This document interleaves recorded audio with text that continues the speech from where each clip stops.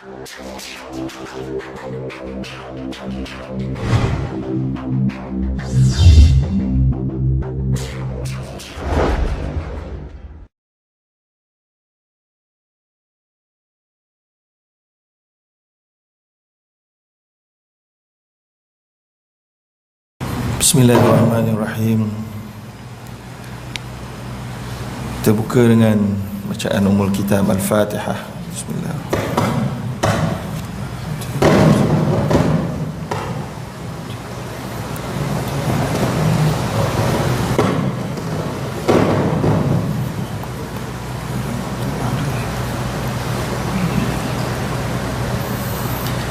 Bismillahirrahmanirrahim. Alhamdulillahi rabbil alamin.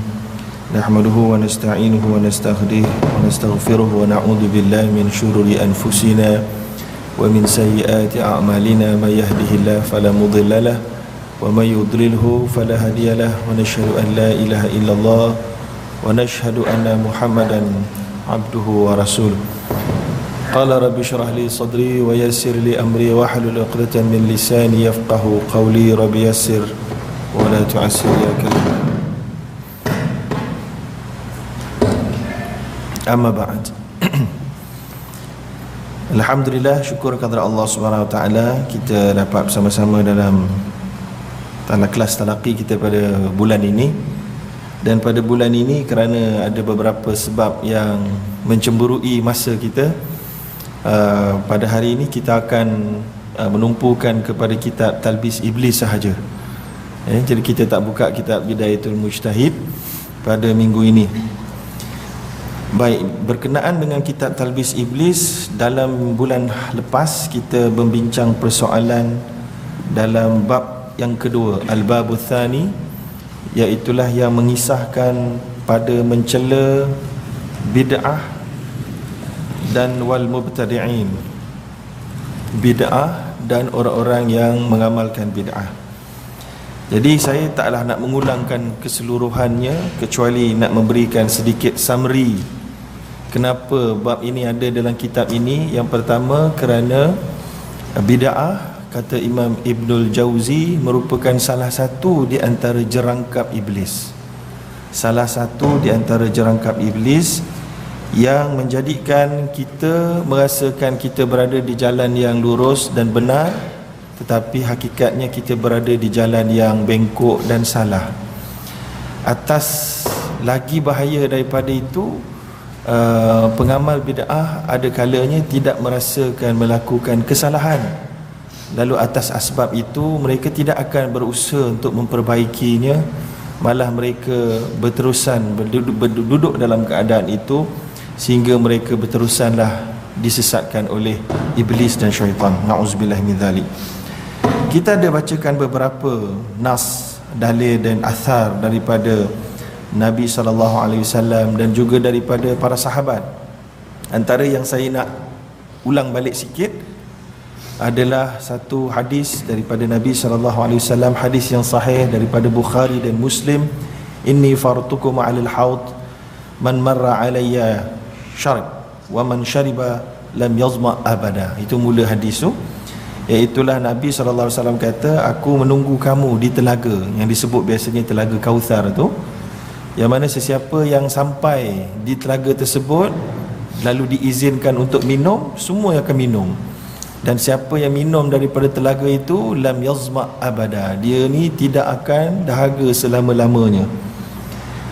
Kemudian akan datang, Nabi kata, akan datang alayya aqwamun a'rifuhum wa ya'rifunani. Akan datang satu kelompok manusia dekat dengan telaga itu yang aku tahu mereka. Aku tahu mereka. Nabi kata, Nabi kenal. Dan wa ya'rifunani, dan mereka juga mengetahui aku adalah nabinya. Thumma yuhal baini wa bainahum, tetapi tiba-tiba dijarakkan di antara aku dengan mereka. Dengan dia nak sampai kat telaga, tiba-tiba diarahkan macam seolah begitulah, dijarakkan. Maka fa'aqul, maka Nabi berkata, innahum minni, mereka itu di kalangan aku. Maknanya macam beritahu kat pogat-pogat tu lah. Kalau ada malaikat-malaikat yang menghalang tu, Nabi beritahu ini daripada kalangan aku. Fayuqal, maka dikatakan selepas itu kepada Nabi, innaka la tadri ma ahdathu ba'dak. Sesungguhnya wahai Muhammad, engkau tidak tahu apakah benda baru yang mereka telah lakukan selepas kewafatanmu.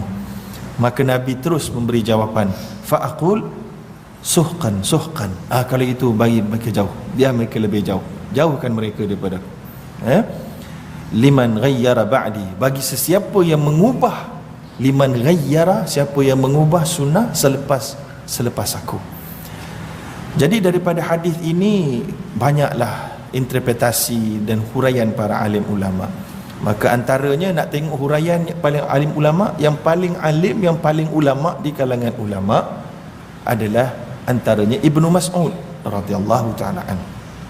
Ya. Yang mana Ibnu Mas'ud seorang sahabat Nabi. Kalau tuan-tuan nak compare Ibnu Mas'ud dengan mana-mana alim ulama salafus saleh, semua tewaslah tuan-tuan. Ibnu Mas'ud mestilah lebih utama, ya. Yang mana dalam satu kisah Ibnu Mas'ud menceritakan, ya, di dalam kitab Talbis Iblis, saya petik juga, ya. Yang mana akhbara rajulun Abdullah bin Mas'ud anna qauman, seorang lelaki beritahu kepada Abdullah bin Mas'ud, anna qauman yajlisuna fil masjid ba'dal maghrib, satu kaum duduk beramai-ramai dekat dalam masjid selepas maghrib, dan ada satu orang yang kabbarullah kadha wa kadha, dia akan lead daripada majlis tu dengan mengucapkan kalimah Allahu Akbar, kemudian orang pun ikut, subhanallah, orang ikut, alhamdulillah, orang ikut. Maka Abdullah kata, fa idza ra'aitum fa'alu dhalika fa'tini fa akhbirni bi majlisihim fa atahu. Maka Ibnu Mas'ud bila dengar laporan daripada lelaki itu, dia kata beginilah, kalau kamu dapati lagi dalam majlis itu ada lagi pada akan datang, kamu panggil aku. Kamu datang jumpa aku, kau panggil aku datang. Fa atahum, maka berlakulah apa yang diagak. Maka Ibnu Mas'ud pun dipanggil, dia pun datang. Fajalas, Ibnu Mas'ud kata, dia ceritakan Ibnu Mas'ud duduk. Falamma sami'a ma yaqulun qama fa'ata Ibnu Mas'ud. Apabila Ibnu Mas'ud dengar, ya, apabila lelaki itu datang duduk dulu, dia confirmkan betul-betul mendengar, kemudian dia pun pergi panggil Ibnu Mas'ud. Faja'a, maka Ibnu Mas'ud pun datang. Wa kana rajulan hadida, dan adalah Ibnu Mas'ud ni seorang yang sangat tegas dalam sunnah Nabi sallallahu alaihi wasallam, ya. Maka Ibnu Mas'ud terus masuk dalam majlis tu, lalu dia pun kata, ana Abdullah bin Mas'ud, aku Abdullah bin Mas'ud, wallahi, demi Allah, alladzi la ilaha ghairuh, tidak ada Tuhan kecuali Allah, laqad ji'tum bi bid'atin zulma, kamu telah membawa satu bid'ah yang zalim, atau laqad faddaltum, atau laqad faddaltum ashab Muhammadin sallallahu alaihi wasallam ilma, ataupun kamu ini semua mempunyai ilmu yang lebih daripada seluruh sahabat-sahabat Nabi. Okey, maka habis, itulah ceritanya. Dan daripada kisah ini Ibnu Mas'ud seolahnya menjelaskan ta'rif bid'ah itu, itulah dia, ya. Maknanya benda yang Nabi SAW dan para sahabatnya tidak melakukan dalam bentuk arus perdana. Kalau ada mungkin satu dua, tapi bukan arus perdana lah.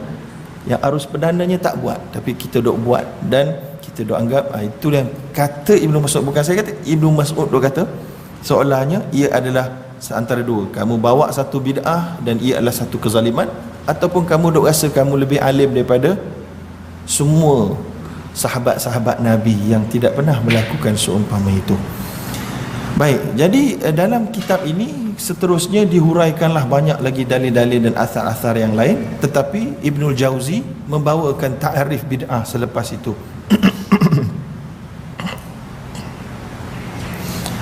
Yang mana Ibnul Jauzi juga membawakan kisah bagaimana Umar Al-Khattab, ya, menggabungkan orang ramai untuk solat berjamaah.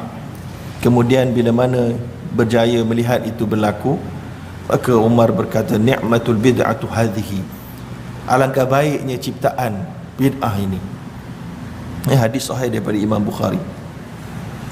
Maka Ibnul Jauzi beritahu di dalam kitab ini dia kata itu bid'ah yang dari sudut lugah lah. Dia kata dari sudut bahasa, kerana solat berjemaah adalah masyru'ah, adalah disyariatkan.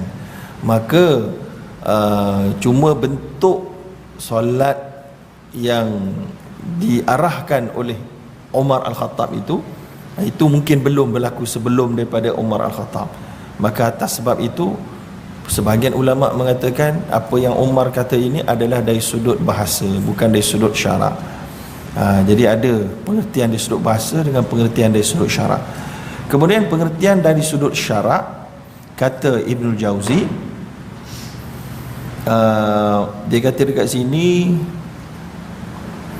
fa amma idza kanatil bid'atu kal mutammim faqad i'taqada naqsal syari'ah wa in kanat mudadatun fahiya a'zam. Okey, dia kata kat sini, famata asnadal muhdath ila aslin masyru' lam yudham. Yang pertama, Ibnul Jauzi berikan pendapat dia. Dia kata apabila benda baru yang dibuat itu ada asal daripada syariah, ada asas dia. Macam tadilah, tak pernah buat solat berjemaah malam contohnya. Tiba-tiba Umar buat. Bila Umar buat, maka ketika itu nampak ada tak asal syarak untuk buat solat berjemaah? Ada. Maka Umar memulakan dari satu sudut, maka ketika itu lam yudham, tidak tercela jenis bid'ah begitu, jenis ciptaan baru itu.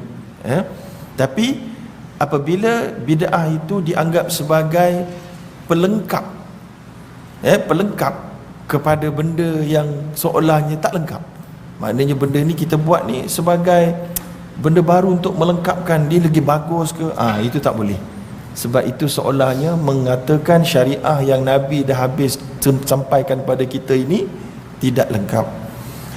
Dan kalau pula ada intinya yang bercanggah dengan syarak, itu lebih teruk lagi, kata Ibnul Jauzi. Maka untuk memudahkan kita punya pemahaman, saya berikan sedikit summary bahawa setelah kita melihat perbincangan para alim ulama, kita akan dapati bahawa Imam Asy-Syafi'i sendiri telah pun membahagikan bid'ah kepada dua, iaitulah dia kata al-muhdatsatu minal umur darban. Benda baru yang diciptakan dalam hal ibadah ni ada dua lah. Dia tak sebut hal ibadah, dia kata wal umur agama lah maksudnya. Iaitulah yang pertama, ma ahdatha yukhalifu kitaban aw sunnatan aw atharan aw ijma'an. Apa-apa benda baru yang dicipta bercanggah dengan kitab Allah, sunnah, athar dan ijma', fahadhihi bid'atun dalalah. Ini adalah bid'ah yang sesat.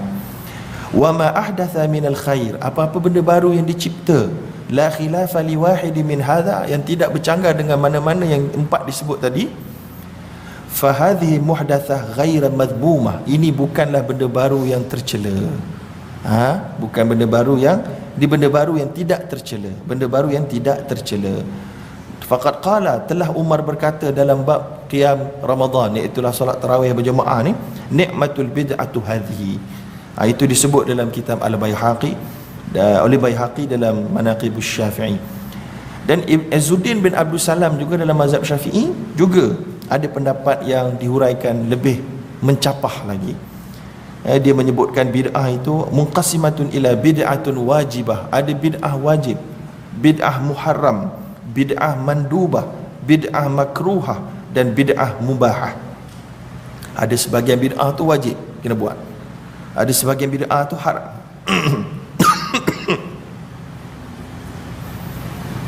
Ada sebahagian bid'ah itu digalakkan, mandub. Ada sebahagian bid'ah itu dibenci, makruh saja. Ada sebahagian lagi harus. Wa tariqu fi ma'rifati dhalika, dan cara nak mengetahui mana satu ni, kata Izzuddin bin Abdul Salam, an ta'arad al-bid'ah ala qawaid syariah. Untuk mestilah kita ambil semua benda-benda baru ni, kita letakkan di atas neraca asas syariah. Maka orang alim dia boleh tahu tu mana ini bagus ke tak bagus, boleh ke boleh, haram ke tidak, dan seumpamanya. Ibnu Hajar Al-Asqalani pula berkata, wa kullu ma lam yakun fi zamanihi yusamma bid'ah. Apa-apa saja benda ibadat baru, yang ibadat ataupun teknik baru yang tak ada pada zamannya Nabi, yusamma bid'ah. Digelarkan, dibuat benda selepas itu maknanya digelarkan bid'ah.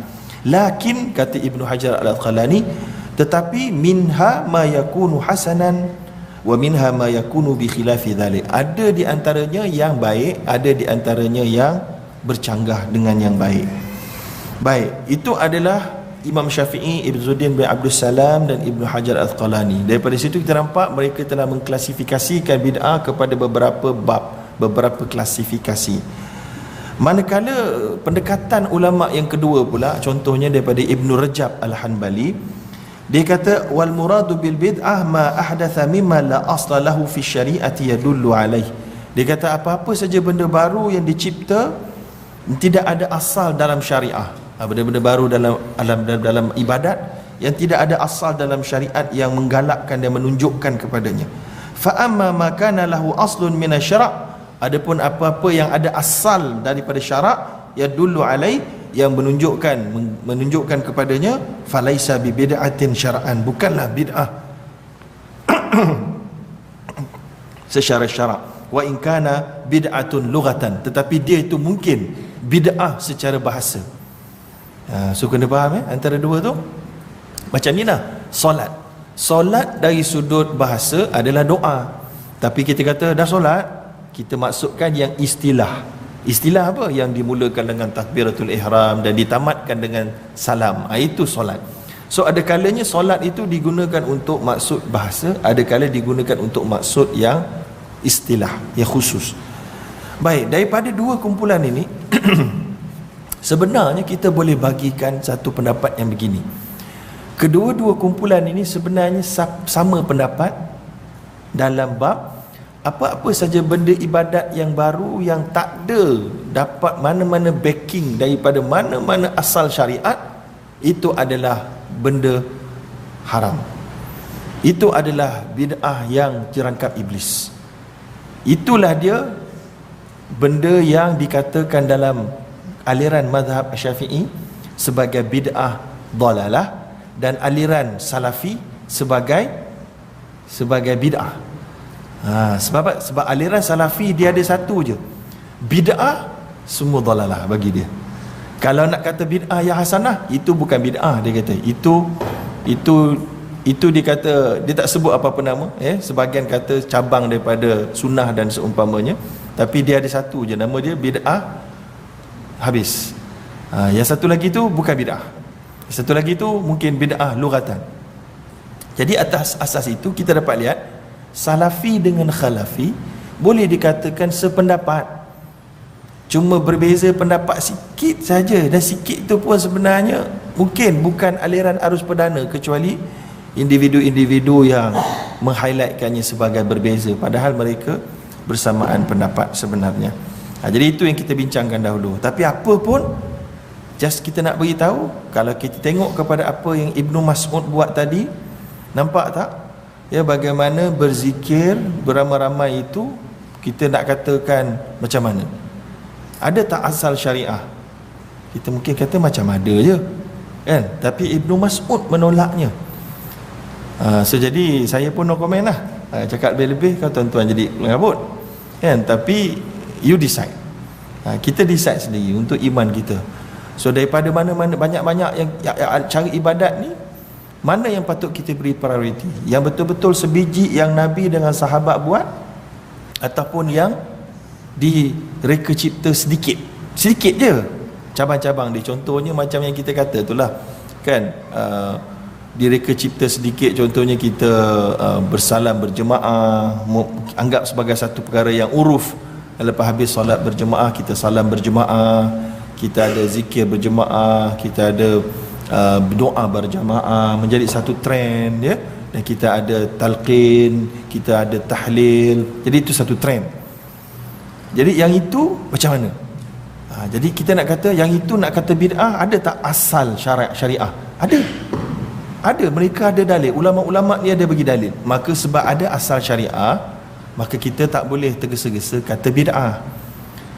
Tapi kalau kita rasa ini mungkin marjuh maknanya tak berapa kuat pada pendapat kita, maka kalau kata marjuh, kita tak payah buat lah. Tapi jangan duk kata orang yang buat itu terus melakukan bid'ah, kerana itu adalah satu benda yang gelaran yang sangat berat, ya.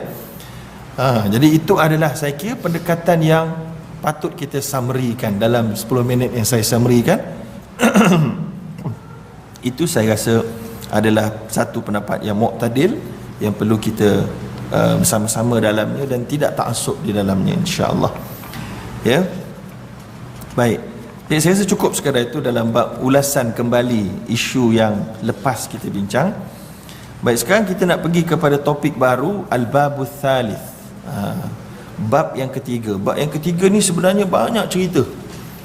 Banyak cerita. Cerita-cerita yang dahsyat-dahsyat juga, tuan-tuan. So jadi saya tak sempatlah nak tahqiq semua kisah-kisah ni. So jadi saya akan hanya ceritakan untuk kita ambil pengajaran, dan saya harap kita semua dapat kebaikan daripada kisah-kisah ini.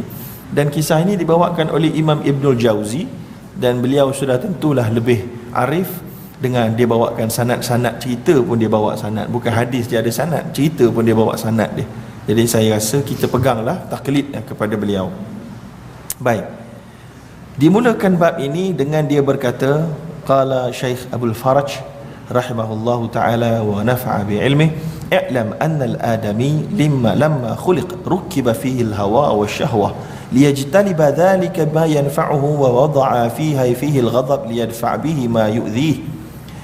Dia kata, ketahuilah anak Adam ini apabila diciptakan, diperhiaskan di atas diri mereka itu hawa nafsu dan syahwat.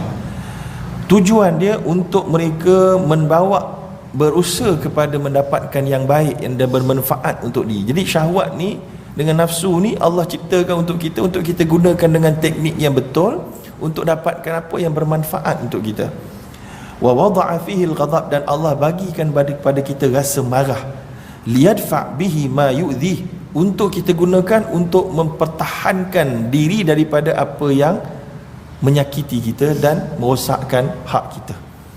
Dia kata, maka dia katakan pula, wa a'tal aqla kal mu'addib, diberikan akal itu seumpama orang yang mengajarkan adab.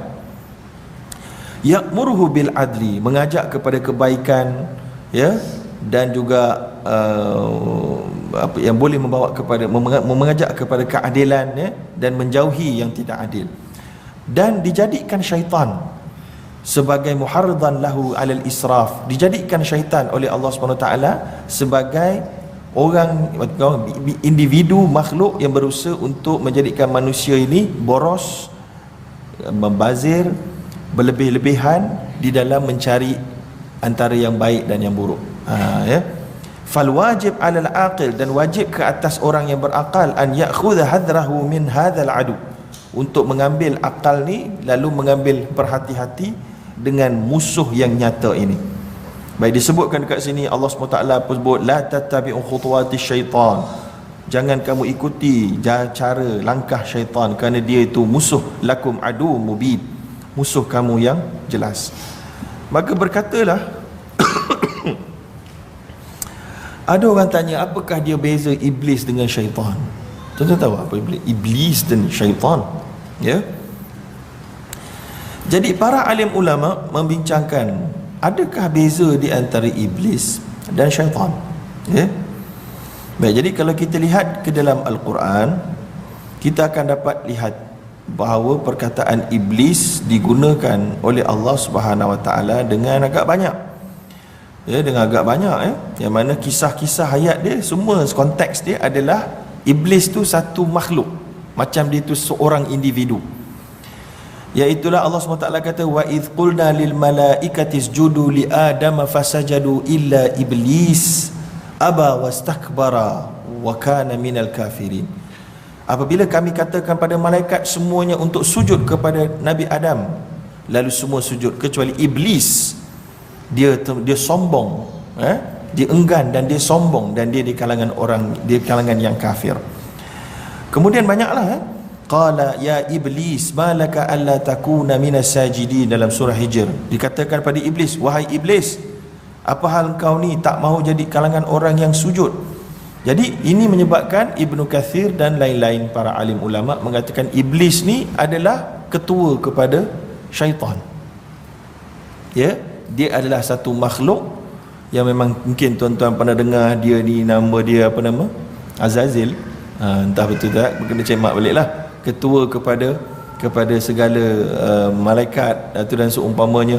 Jadi apa kita nak ceritakan, dia adalah satu makhluk yang betul-betul memang diciptakan daripada api. Itu disebut oleh Allah dalam Quran. Jadi itulah di iblis, ketua dia. Dan kemudian dalam kitab ini, kitab Talbis Iblis ni ada disebutkan, tapi dalam bab belakang-belakang sikit tak salah saya, dia ada sebutkan bahawa iblis ni dia ada kat mana lupa dah. Dia ada 5 ekor anak. Dia ada 5 ekor anak. Kita kena cek balik, saya tak tanda lah pula dekat mana, tapi saya pernah baca lah. Yang mana setiap seekor itu dia punya tugasan khas dia. Dia ada tugasan khas dia. Ya, ada yang satu tugasnya untuk menggalakkan perzinaan. Ada satu lagi tugasnya adalah memecahkan rumah tangga. Begitulah. Nantilah kita pergi, nanti kita jumpalah. Tapi itulah dia iblis. Maka syaitan ni siapa pula? Kata Ibnu Kathir, syaitan ni berasal iaitulah daripada perkataan iaitulah al-bu'd minallah. Syata'ah adalah yang jauh daripada Allah. Syaitan macam adalah satu isim, macam pembuat, isim fa'il, benda yang menjauhkan daripada Allah, maka itu syaitan. Maka disebutkan syaitan ini boleh jadi dia itu jin, boleh jadi dia itu adalah manusia. Minal jinnati wan nas, daripada jin dan manusia. Dan syaitan ini juga bukan mestinya daripada manusia saja. Syaitan ini juga boleh jadi benda. Jadi contohnya syaitan ini adalah jawatan. Dengan sebab jawatan kerja kita ni, kita pun lupa pada Allah, maka kerja itu tu syaitan.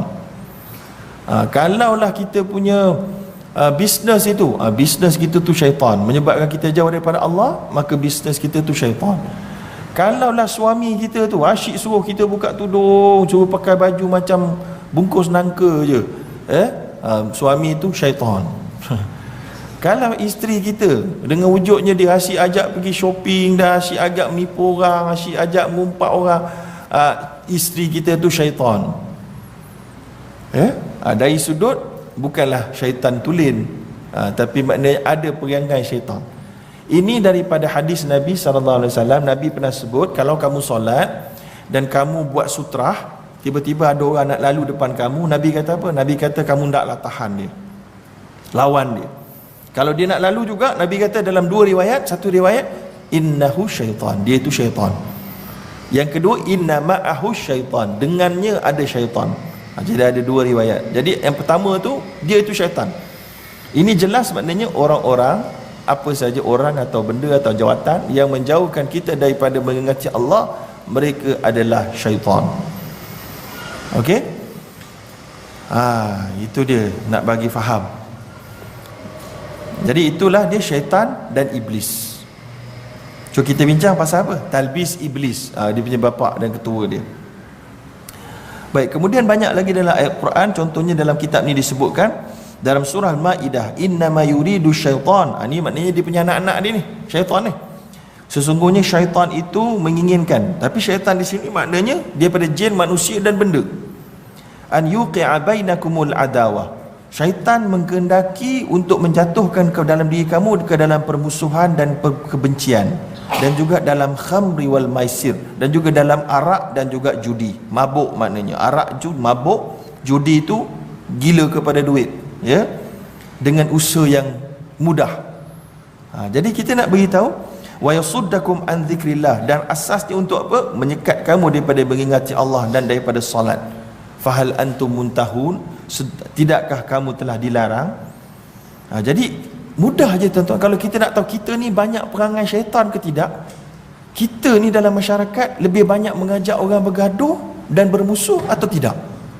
Kalau perangai kita dalam masyarakat ni memang core kita ni asyik ajak orang bergaduh je, asyik ajak orang bergaduh, sama ada kerana duit, sama ada kerana jawatan, sama ada kerana bangsa, dan juga sama ada atas nama agama. Ada talbis iblis, dia ajak orang berpecah dan bergaduh atas nama agama, kena tipu ke iblis. Ya. Lalu Akibatnya agama dilihat tempat orang berpecah. Tak boleh. Patutnya ini kita bimbang, ini adalah ciri-ciri kesyaitanan yang wujud di dalam diri seseorang. Na'udzubillah. Termasuk kita juga berpotensi untuk mempunyai sifat-sifat ini. Okey? Kita lihat Nabi SAW bawa agama dalam masyarakat jahiliah. Ya? Nabi tak mengajak pada permusuhan. Ya, tapi Nabi mengajak kepada kedamaian, kasih sayang. Sampaikan lepas dah dapat merampas kembali Makkah, Nabi membebaskan orang-orang kafir Quraisy yang menyiksa baginda dan umat Islam, ya, sampai mereka menjadi pelik. Itu sampai itu keadaan dia, tuan-tuan, ya. Baik, kemudian syaitan lagi. Habis kat situ kita masuk pula lagi. Berkatalah musannifu rahimahullah, dia kata wa yanbaghi an ta'lam anna iblis alladhi shaghalahu latalbis awwal ma iltabasa alayhi al-amr fa'arada alayhi an-nass as-sarih. Okey, dia kata kat sini fa akhadha yufadil bainal usul. Iblis dia punya ciri utama dia adalah dia menganggap dia lebih dari sudut keturunan dia. Khalaqtani min narin wa khalaqtahu min tin. Aku diciptakan daripada api, sedangkan Adam dicipta daripada tanah. Kemudian dia mula thumma dafa dzalika bil i'tirad ala al-malik al-hakim. Kemudian dia mula memprotes tindakan Allah yang maha bijaksana dengan katanya, ara'aitaka hadha alladhi karramta alai. Adakah kamu lihat, ya Allah, kamu nak muliakan dia lebih daripada aku, maknanya akhbirni lima karamtahu alayya. Maknanya kenapa kamu, ya Allah, kamu lebih muliakan dia daripada aku? Maka dia pun bawakan satu i'tirad, dia sebut kat sini annan, seolahnya apa yang Allah buat itu laisa bihikmatin, bukanlah tindakan yang betul. Dia protes tindakan Allah, seolah-olah tindakan Allah itu laisa bihikmatin. Thumma atba'a dhalika bil kibr. Kemudian dia mulalah mengangkat dirinya dengan kesombongan, dengan berkata ana khairum minhu, aku lebih baik daripadanya. Daripada kisah ni bukan untuk kita tahu dan angguk saja, tuan-tuan, tapi daripada kisah ini kita nak belajar apakah dia perangai iblis. So antara perangai iblis yang pertama yang menjadikan dia hina adalah bila dia merasakan dirinya lebih mulia. Sama ada sebab cara dia diciptakan, kita mungkin sama, tapi cara keturunan kita menjadikan kita lagi mulia. Itu adalah perangkap pertama yang iblis gagal dalamnya. So jadi kita pun janganlah kita anggap ini cerita ni terpisah daripada kita. Tak, cerita ni kena dengan kita. Walaupun kita tak boleh jadi iblis, tapi perangai iblis kita mungkin ada apabila kita menganggap kita lebih baik. Masya Allah, ini satu perkara yang sukar, tuan-tuan. Thumma imtana'a anis sujud. Dengan sebab dia rasa dia lebih baik, maka dia tak mau sujud. Fa'ahana nafsahu allati arada ta'zimaha. Dan dia sebenarnya telah menghinakan dirinya yang dia ingin mengangkat dirinya. Dia tak tahu, dia tak sedar, dia telah menghinakan dirinya bil la'nati wal iqab, dengan kelaknatan dan hukuman yang berat. Baik, kemudian diceritakan dekat yang perenggan selepas itu, famata sawwala lil insani amran. Ini adalah Ibnul Jauzi punya satu uraian dia. Dia kata bila mana syaitan mewas-waskan dalam diri manusia, hendaklah kita berhati-hati. Dia kata, kita kata pada diri kita ketika syaitan mengajak kita melakukan kejahatan, kita fikir balik, innama turidu bima ta'mur bihi nushi wa bilughi wa syahwati. Syaitan suruh kita buat, nasihat kita untuk ambil peluang puaskan nafsu dan puaskan kehendak kita. Sedangkan bagaimana wa kaifa yattadhihu sawaban nushi, bagaimana boleh kita anggap nasihat syaitan itu betul sedangkan dia sendiri tak gagal menasihati dirinya? Bagaimana kita boleh percaya dengan nasihat musuh? Ya, maka kerana itu kita mesti kata pada syaitan, pergi kau. Dia kata fala yabqa illa, dan tidak boleh kecuali engkau mesti minta bantuan dengan jiwamu yang bersih. Ya, dan bawakan falyastahdir al-aqla ila baitil fikri, dan bawakan akal kita berfikir balik tentang kesan-kesan dosa. Kesan-kesan dosa. Jadi macam ni lah, macam saya tulis di dalam website saya zaharuddin.net. Ada pemuda, ada ramai orang duk tanya macam mana kita nak lawan perasaan untuk melakukan zina contohnya, kan? Maka kita bawakan, saya bawakan, bawakan dalam, biar terfikir je, bawakan dalam kepala. Bagaimana kalau benda ni bocor, bagaimana kalau benda ni ada video, bagaimana kalau lepas ni isteri tahu, lepas suami tahu, lepas ni macam mana anak tahu, macam mana kalau lepas tu kawan-kawan anak di sekolah tahu. Ketak buruk namanya tu, dia punya kesan dia, habis kena buang daerah rasa terus. Jadi macam itu, bawakan dia punya consequences yang buruk itu, supaya kita lebih rasa terdorong untuk tidak mengikuti hawa nafsu. Baik, kemudian disebutkan oleh Ibnul Jauzi rahimahullahu ta'ala lagi, dia kata dalam satu hadis, berkatalah Rasulullah, wahai manusia, inna Allah ta'ala, sesungguhnya Allah ta'ala telah pun mengarahkan aku untuk mengajar kamu apa yang kamu jahil pada hari ini, ya, yang mana Allah SWT telah berkata, ini hadis qudsi lah, inna kulla malin nahaltuhu ibadi fahuwa lahum halal, setiap harta yang aku kurniakan kepada hambaku, dia halal, dan aku jadikan hambaku, Allah kata dalam hadis qudsi, wa inni khalaqtu ibadi hunafa, aku telah menciptakan hambaku dalam keadaan mereka bersih. Macam kullu mauludin yuladu ala al-fitrah, bersih, masa diciptakan tu bersih, ya.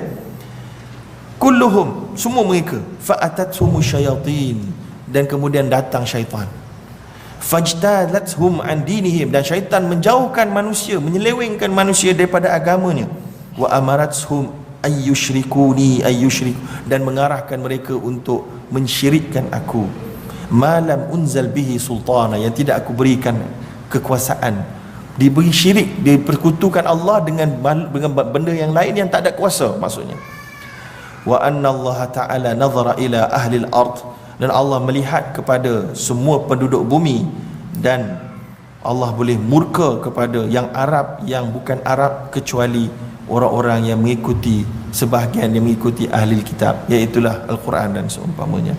Al-Quran lah, dan sebelum Al-Quran iaitulah kitab Injil yang sebenarnya, kitab Zabur dan seumpamanya.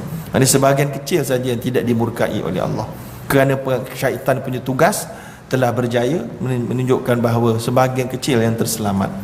Sampai akan disebutkan juga dalam kitab ni, dalam bab-bab belakang-belakang, saya pun tak ingat kat mana, sampai bila ada seorang hamba Allah meninggal dunia dan terbukti dia itu ditamatkan hayatnya dengan baik, maka malaikat semua berkata dengan keadaan penuh keajaiban. Malaikat kata, sangat hebatlah si Fulan bin si Fulan ini, berjaya terselamat daripada tipu daya iblis, kerana sangat susah nak melepaskan diri daripada tipu daya iblis ini. Sampai malaikat menjadi kagum bagi sesiapa yang berjaya menyelamatkan dirinya dalam majoriti keadaan, ya. Baik, kemudian dibawakan lagi hadis Nabi, di bawah lagi tu, ya. Berkatalah Rasulullah, inna iblisa yadha'a arsyahu 'alal ma', iblis meletakkan dia punya arash dia, dia letakkan singgah sananya di atas air. Lalu iblis pun memanggil semua geng-geng dia satu dunia. Dia ada dia punya tempat kumpulan dia. Itu yang orang mula kata tempat kumpulan dia tu Bermuda Triangle tu, kan? Saya pun tak tahu betul tak betul. Tapi dalam hadis ni, syaitan memang membuat singgah sana je atas air, lalu dia pun buat mesyuarat agung. Memang perhimpunan agung syaitan. Lalu semua datang daripada seluruh pelosok dunia datang dengan cepat dan pantas. Lalu kemudian thumma yab'ath sarayahu fa'adna minhu min manzilatan. Kemudian dia pun panggil, beri laporan. Beri laporan, ada ucapan, berikan apa hasil kerja kamu. Maka datanglah salah satu di antaranya, lalu berkata, aku dah buat begini-begini, aku dah buat begini-begini. Maka ketua dia, iblis, kata, fa'alta ma sana'ta syai'an. Tak, engkau punya kerja tak ada nilai, kecil sangat, kecil sangat. So maknanya dia buat satu audit, syaitan dia buat audit, prestasi-prestasi syaitan telah pun diaudit oleh iblis. Lalu ada yang berjaya buat begini-begini, dia kata, lah takat ni tak payah, tak cukup. Maka berkata, datang pula satu lagi syaitan. Yaji ahaduhum fayaqul ma taraktuhu hatta farraqtu bainahu wa baina. Dia kata, aku tak tinggalkan pasangan yang aku sedang goda ni sampailah mereka telah bercerai. Maka terus iblis panggil dia, datang dekat, lalu dia pun bagi kedudukan, lalu dia pun kata, na'am anta. Betul, kali ni orang macam ni, engkau ni bagus. Begitu kita nak cerita, tuan-tuan, ya, bahawa bercerai ni memang tak boleh dielakkan kalau dah sampai keadaannya memerlukan. Tapi sebenarnya dia masih lagi satu kejayaan kepada syaitan. Sebab itulah masa nak kahwin, jangan sesekali duk target cerai. Masa kahwin, pilih nak kahwin pasangan tu, cerai tu mesti tak ada dalam kamus hidup kita, tak ada dalam definisi pun dalam hidup kita. Semua masalah mesti disettle dan diselesaikan, walaupun ada kala memang terpaksa bercerai, tapi itu memang sangat last resort, ya. Itu dia syaitan suka. Dan ada dalam kitab ni juga, ini dalam satu keadaan syaitan cukup, tapi ada satu keadaan lain, ada satu lagi cerita dalam kitab ni yang saya pun tak ingat kat mana. Dia disebut, syaitan kata, dia contohnya seekor syaitan kecil, dia kata, aku dah berceraikan pasangan. Syaitan kata, tak cukup, nanti dia akan rujuk balik, dia akan kembali balik, ya. Waktu datang yang lain pula, dia kata, aku telah pun menyebabkan dia ni berzina. Ini baru cukup, ataupun telah minum arak, yang ini cukup. Maknanya kalau yang boleh cepat balik untuk cover dalam keadaan yang tidak berdosa besar ni, dia tak cukup, dia nak yang berdosa besar. Baik, kemudian yang seterusnya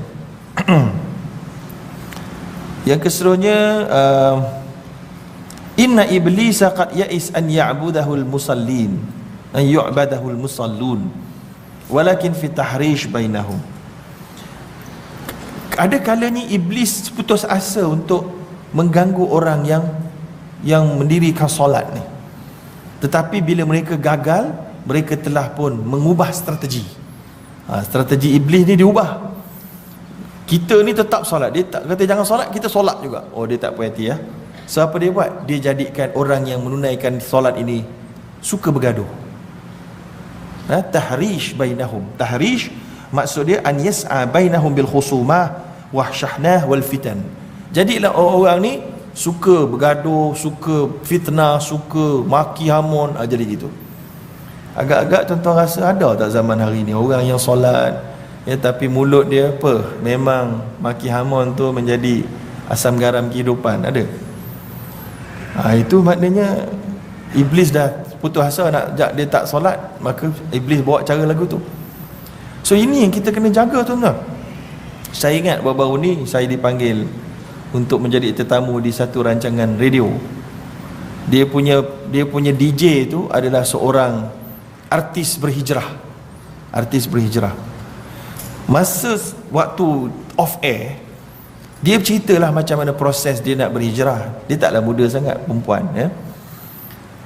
Tapi dia cerita masa dia nak berhijrah ni, dia kata kawan-kawan dia ajaklah pergi majlis ilmu. Dia kata dia pergi masjid surau dan seumpamanya, tapi hati dia tak boleh terikat dengan apa yang dicakap oleh penceramah-penceramah. Kerana dia kata penceramah-penceramah ni kasar.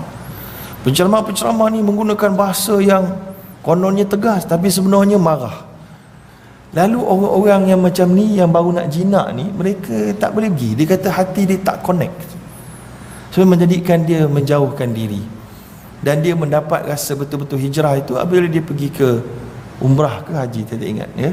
Tapi nya bukan daripada ceramah ustaz-ustaz. Jadi mungkinlah para asatizah, kita kena muhasabah diri kita, saya sendiri dan rakan-rakan ustaz yang ada, ustazah yang ada dalam majlis ini. Sebab syaitan target dia gitu. Orang dah beragama, dia tak kacau dah. Sebab solat kita memang buatnya, tapi dia akan kacau kita jadi orang yang pemecah belah, orang yang maki hamun, orang yang musuh bermusuhan. So jadi kita kena jaga, ini disebut dalam kitab ini. Baik, kemudian yang seterusnya, inna syaitan, disebutkan oleh Ibnu Mas'ud. Ibnu Mas'ud kata Inna syaitan tafa bi ahli majlis dzikri liyaftinahum. Syaitan sentiasa duk pusing mencari majlis zikir untuk menipu orang dalam majlis zikir itu. Falam yastati' an yufarriqa bainahum. Tapi mereka tak berjaya nak suruh kita balik. Kan? Contohnya majlis zikir ni. Syaitan tengah datang kat diri tuan-tuan sekarang ni, berkeliaran kat sempadan-sempadan dekat kiri kanan tuan-tuan ni. Balik, keluarlah. Ada rasa nak keluar tak? Kalau ada rasa, syaitan tengah bisik lah tu. Keluar, baliklah, banyak kerja lain ni, pergi makan roti, makan tu canai kan? Syaitan banyak tu. Tapi tuan-tuan lawan, duduk, dengar sikit lagi kan? Maka fa'ata khalqatan yadhkuruna dunya. Tapi kita tak ada kita lah. Tapi syaitan punya jenis, dia akan cuba cari benda-benda luar.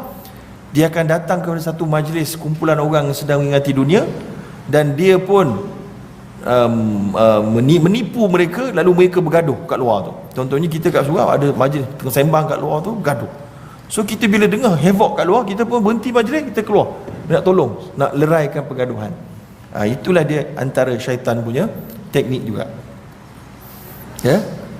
Kita tengah buat majlis ilmu, dia pergi cari orang untuk pergi bergaduh. Jadi bergaduh ni adalah salah satu di antara cara syaitan untuk memecah belahkan.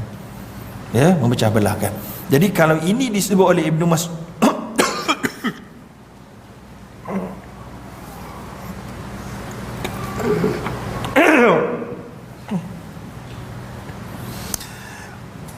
kalau Ibnu Mas'ud menyebut tentang majlis zikir yang fizikal,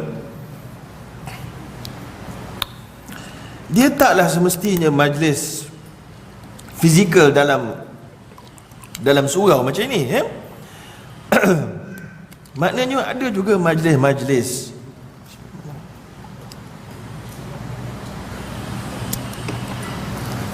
yang tak semesti dalam majlis umpama ini. Tapi kita ada banyak jenis majlis sekarang. Kita ada majlis dalam TV, majlis dalam radio, majlis dalam Facebook, majlis dalam Instagram, ya, majlis dalam WhatsApp, ya. So kita tengah sibuk-sibuk dalam majlis ilmu yang baik, maka syaitan mengajak kita kepada satu grup WhatsApp yang bergaduh. Jadi ada juga keadaan-keadaan begitu dalam konteks moden ini. Satu kisah, balaghana anna iblisa zahara li Yahya bin Zakaria. Telah disampaikan kepada kami bahawa iblis telah menzahirkan dirinya di hadapan Nabi Yahya bin Zakaria alaihi salam. Fara'a alaihi ma'aliq min kulli syai'in, dan dinampakkan pada tangan iblis ni ada cangkuk macam cerita hantu orang putih tu, ada cangkuk tu kan, macam penyangkut sabit besar tu. Maka berkatalah Yahya, ya iblis, ma hadhihi al-ma'aliq allati ara alaik. Apakah dia penyangkut ni punya guna yang aku nampak kat diri kamu ni? Maka berkatalah iblis, hadhihi syahwat allati usayyid bihinna ibn Adam. Inilah dia penyangkut yang aku memancing dengannya anak Adam. Main-main tuan-tuan. Kita ni kena cangkuk dengan cangkuk iblis ni semua ni. Fahali fiha min syai'. Maka Nabi Yahya pun tanya pada iblis, ada tak yang kau nak gunakan untuk aku ni? Maka syaitan kata iblis kata, dan bila kamu nak gunakan untuk aku, rubbama syaba'ta, mungkin aku tunggu kau kenyang lah, kata iblis pada Nabi Yahya. Aku tunggu engkau kenyang, fathaqalnaka 'anis salah, maka aku akan memberatkan rasa kamu untuk mendirikan solat. Wa thaqalnaka 'ani dzikri, dan kami akan beratkan kamu rasa nak berzikir. Qala fahal ghairu dhalik, maka Nabi Yahya tanya, ada tak lagi daripada tu? La wallah, tak ada dah, tu je. Maka terus Nabi Yahya cakap, lillahi alayya alla amla batni min ta'amin abada.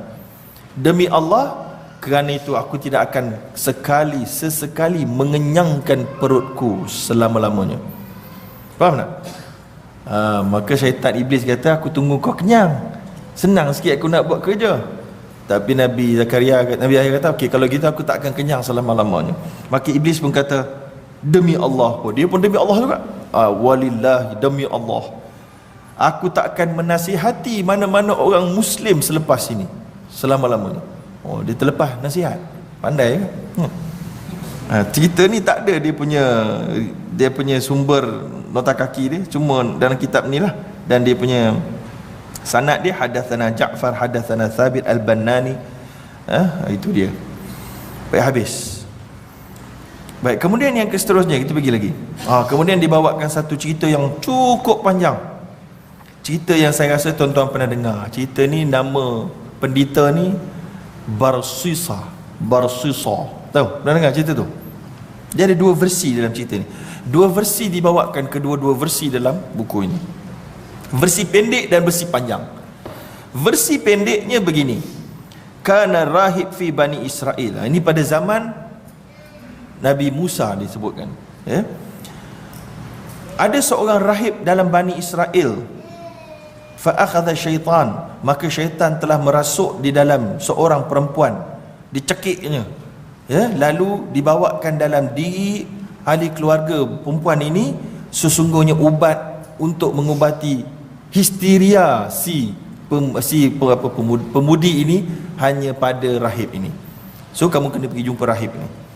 Maka mereka pun pergilah jumpa rahib. Maka rahib tu pun fa'aba ayyaqbalha. Dia tak mau terima. Tak mau kacau. Tapi mereka tetap nak hantar juga. Akhirnya mereka tinggalkan anaknya, tinggalkan gadis itu di sisi rahib itu. Maka akhirnya syaitan pun menggoda, lalu dia pun menjadi berzinaan, lalu terus hamil dan dapat anak. Maka syaitan pun membisikkan dalam diri rahib itu, sekarang kau telah rosakkan segala-galanya, kau telah pun berzina dengan ahli keluarga mereka, dan oleh kerana itu hendaklah kau bunuh dia dan anaknya.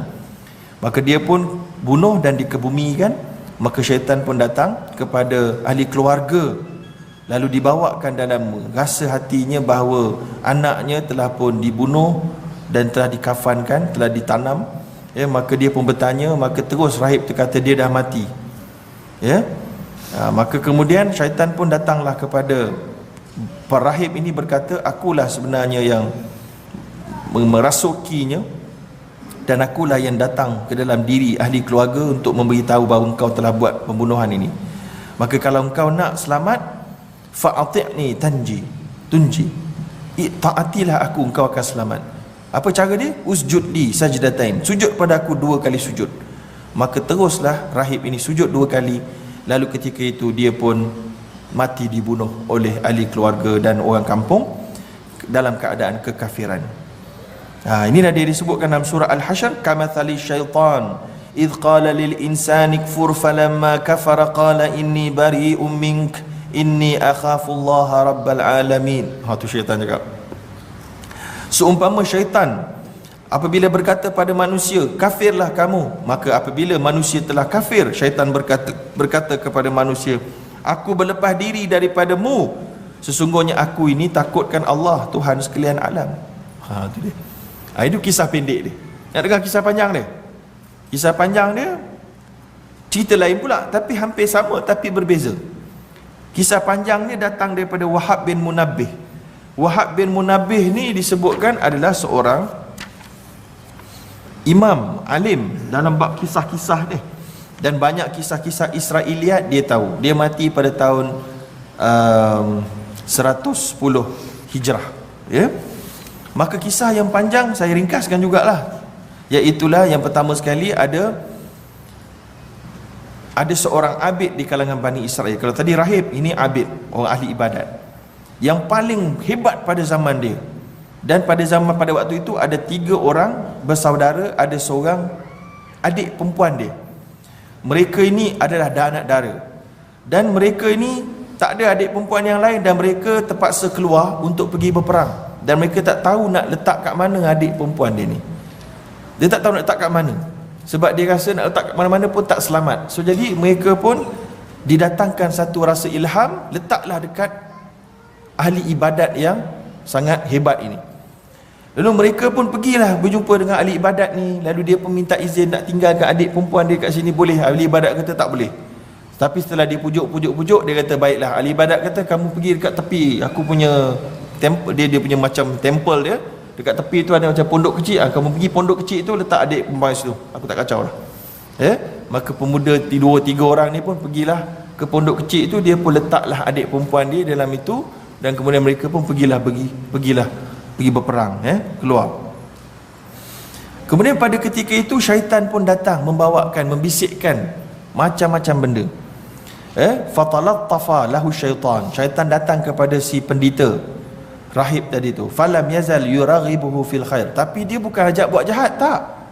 Syaitan membisikkan supaya buat benda baik. Iaitulah apa benda baiknya? Iaitulah dia pun sebut bisikkan. Dia kata kau nak beri makan pada budak perempuan tu macam mana? Takkan kau nak bagi dia begitu saja? Maka dia pun kata kalau bagus kalau kau buat satu kebaikan, sebab nanti kalau kamu sebelum ni, maknanya rahib tu letak pinggan mangkuk makanan dekat luar dia punya di luar dia punya gereja, temple dia. Perempuan tu akan keluar daripada pondok tu pergi ambil. Kan? Jauh lah perempuan tu yang kena keluar. Dia tak keluar, dia tak buka pintu, tak keluar dah. Dia kerja ibadat dia. Maka syaitan bisik kata, kesianlah dekat budak perempuan ni. Dia terpaksa keluar nak ambil makanan. Nanti orang nampak lagi tak bagus. Nanti ada orang mengurat pula nanti. Lagi tak bagus, ganggu. Kan elok kalau kamu yang keluar, kamu letak dekat pintu depan pintu pondok dia. Lagilah diberkati. Begitulah contohnya. Buat baik sikit. Maka dia pun terpedaya dan dia pun buatlah begitu. Dia pun letaklah. Baik dia. Lau kunta tamshi ilaiha bi ta'amiha hatta tada'ahu fi baitiha kana a'zamu li ajrak. Kalau kamu buat begitu lagi besar pahala kamu. Maka dia pun buat. Begitulah beberapa keadaan. Maka syaitan datang lagi, mengajak dia buat baik lagi. Dia kata kalau kau ni, kamu letak makanan tu, kalau kamu boleh sembang sikit, dia tu dah lah duduk sorang-sorang. Tak ada siapa nak bersembang, kan? Kalau kamu boleh sambil-sambil hantar tu, kamu sembang daripada luar rumah lah. Kamu sembang sikit, tanya apa khabar, semua okey. Tentu itu lebih besar pahala kamu. Sebab kamu dapat merasakan, membawakan rasa lega pada perempuan ini. Maka dia pun terpedaya dengan syaitan punya pujukan. Dia pun buatlah, bagi dia tak ada rasa salah apa. Tak ada apa, dekat luar je. Kemudian begitulah berlaku keadaannya beberapa ketika. Dan kemudian datang lagi syaitan. Dia kata lau kunta tanzil ilahya fata'quda. Kan bagus kalau kamu dah turun tu, kamu duduklah depan pintu pondok tu. Pada ketika itu kamu sembanglah sikit. Tak adalah sembang sambil berdiri bercakap kuat kat luar tu. Kamu duduklah sembang, nampak elok sikit, kan? Banyak sikit pahala. Dan dia pun rasa okey, kan? Maka dia pun buat. Dia pun kali ni duduklah. Kemudian faraghabahu iblis fil khairi wath thawab. Syaitan datang lagi dan suruh lagi rahib ini buat banyak lagi pahala kononnya. Dia kata gini, lau dakhaltal bait ma'aha fahaddatha. Kalau kamu boleh masuk rumah lagi bagus. Sebab kalau kamu duduk kat luar, budak perempuan ni terpaksa buka pintu, nanti ramai orang nampak muka dia. Kalau kamu sembang, kamu tak payahlah kat luar rumah, kat dalam lah, supaya kamu seorang dapat jaga situasi, tak ada orang nampak, tak ada apa-apa, lagi selamat. Nampak? Lalu dia pun follow, dia pun masuk rumah, duduk bersembang. Maka akhirnya macam tuan-tuan boleh agak lah, predictable lah, kan? So jadi berlakulah persetubuhan haram. Lalu pada ketika itu mengandunglah perempuan ini dan punya lamanya peperang ni sampai melahirkan anak lah. Dah lahirkan anak, maka syaitan pun datang, membimbangkan dia. So akhirnya dia pun bunuh anak tu. Lepas dah bunuh anak tu, syaitan duk hasut. Sebab kalau tak ada anak, perempuan ni mesti boleh jaga rahsia punya, kan? Anak tak ada kisah dah. Perempuan tu jaga rahsia, dia pun bunuh anak. Tapi bila bunuh anak, lepas tu syaitan datang lagi. Betul ke perempuan ni boleh simpan rahsia? Kalau dia pecah rahsia kau, habis, kan? Dia pun bunuh perempuan tu sekali. Lalu dia pun kebumikan di satu tempat dekat dengan rumah tu. Dia kebumikan dan dia pun letak batu besar di atas kubur itu supaya orang tak tahu. Maka bila habis perang, 3 lelaki tadi pun datang nak menuntut dan bertanya tentang adiknya. Maka dia pun kata, adik kamu dah mati. Dan inilah kubur dia. Dia bawa ke satu kubur lain, inilah kubur dia. Maka 3 pun menangislah. Dan kemudian mereka pun balik. Bila balik malam itu, syaitan datang kepada 3 orang sekaligus. dan membawakan mimpi yang sama bagi tiga-tiga orang. Jangan main, mimpi yang sama. Apa mimpinya? Iaitulah datang seorang lelaki musafir beritahu bahawa telah berlaku penipuan. Sebenarnya pendeta ni telah pun berlaku curang dengan adik kamu, dan dia pun telah mengandung, telah anak dia telah sembelih. Kalau kamu tak percaya, kamu pergi dekat sekian-sekian tempat dekat sebelah kanan pintu masuk ni, kamu gali dekat situ, kamu akan jumpa mayat adik kamu dengan anak dia yang telah pun disembelih. Tiga-tiga bangun, tiga-tiga bersembang, sama mimpi engkau dengan aku sama. Tapi yang abang yang paling tua kata, ya tak ada apa, ini semua sampah, ini sampah, rubbish ni. Abang yang paling tua kata. Tapi adik yang paling bongsu kata, tak boleh, tak ada habis-habis ni, nak kena tembak kat ni. So dia tak puas hati, dia pun pergi. Dia ajak kat dua abang dia pun pergi dekat tempat yang dimimpikan itu. Dia pun gali, dia pun jumpa. Bila jumpa mayat, dia pun pergi kat pendeta. Sekarang apa benda ni? Pendeta pun dengan redha mengakulah apa yang telah berlaku. Lalu dia pun nak dihukum. Bila nak dihukum, pada ketika itu datanglah syaitan. Sambil kawan tu tadi ya, syaitan datang suruh sujud kepada dia, maka dia pun sujud.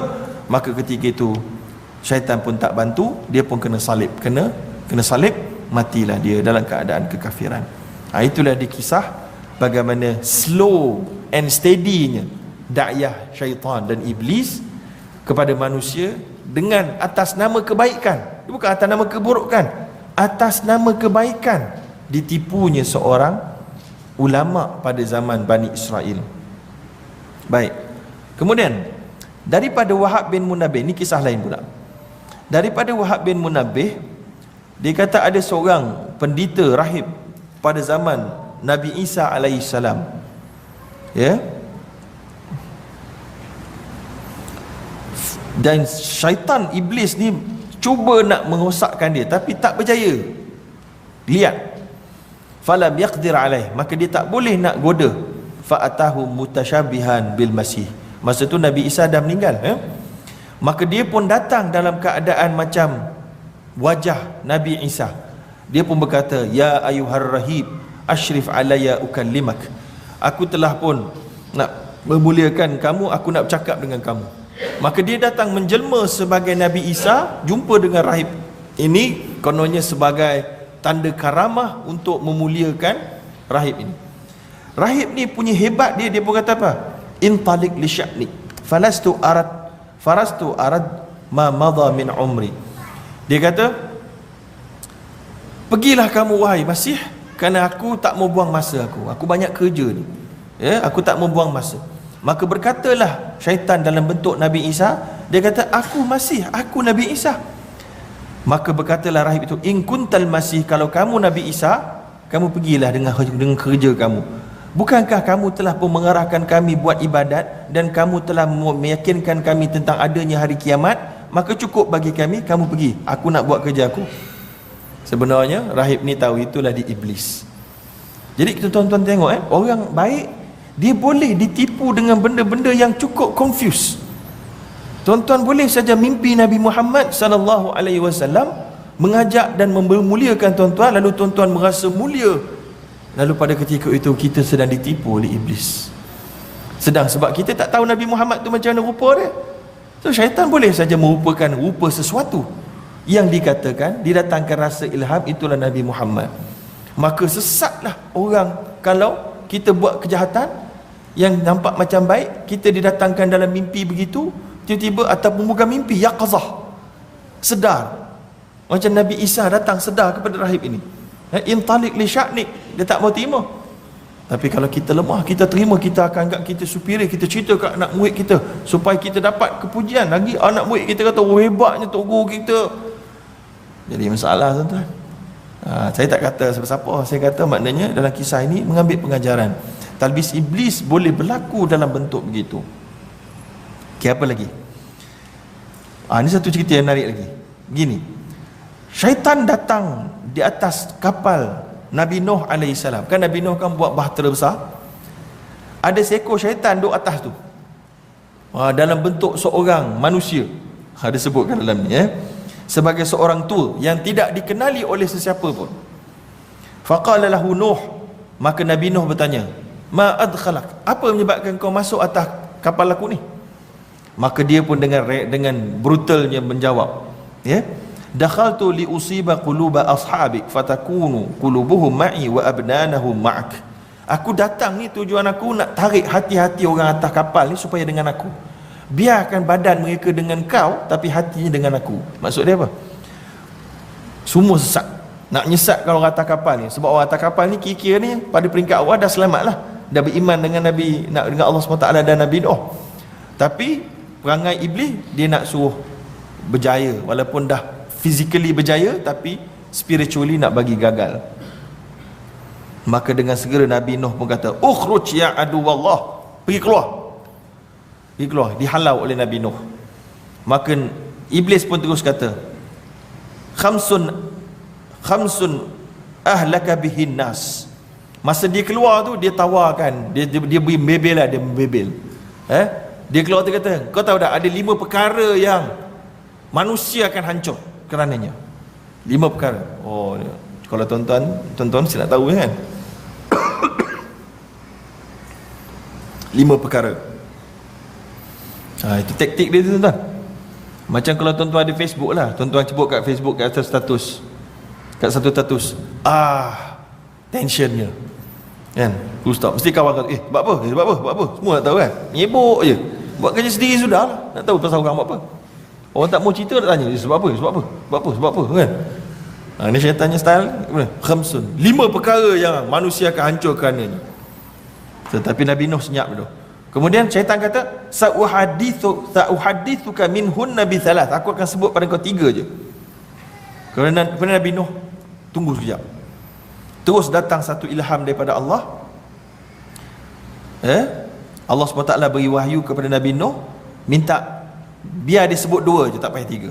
Maka Nabi Nuh berkata, sebut 2 je. Maksudnya tak follow Iblis langsung. Iblis kata aku sebut 3, tak payah sebut 3, 2 cukup lah. 2. Kemudian syaitan pun sebut, ya, Nabi Nuh kata aku tak perlukan 3, sebut 2 sahaja. Maka dia kata, bihima ahlakan nas wahuma la yukadziban.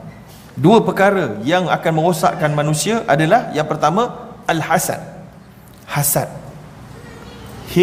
H-A-S-A-D, hasad, dengki. Wal hirs, ya, wabil hasad lu'intu wa ju'iltu syaitanan rajiman.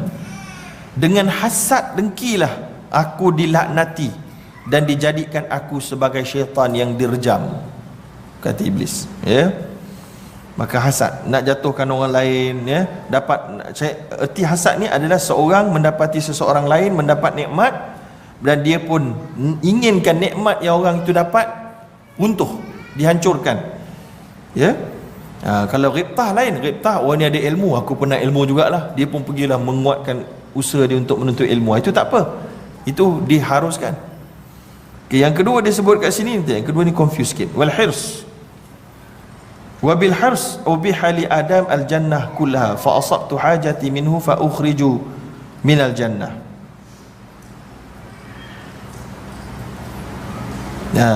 Di mana hirs, iaitulah disebutkan oleh pentahqiq, iaitulah kehendak yang sangat kuat kepada apa yang dikehendaki, untuk dicapai kepada apa yang dikehendaki.